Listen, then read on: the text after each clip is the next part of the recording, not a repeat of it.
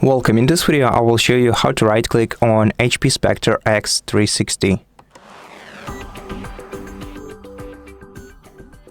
So, since your device doesn't have a physical right button on the touchpad, you can either right-click by pressing the touchpad in the bottom right corner, which will perform the right-click function, or you can also just tap or press with 2 fingers at once.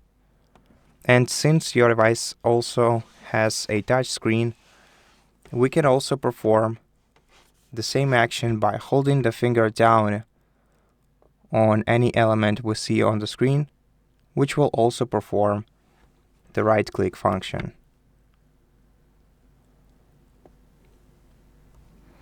And that's pretty much how you do it. Thank you for watching this video. If it helped you, please consider subscribing to our channel, leave us a like and a comment below, and I'll see you in the next one.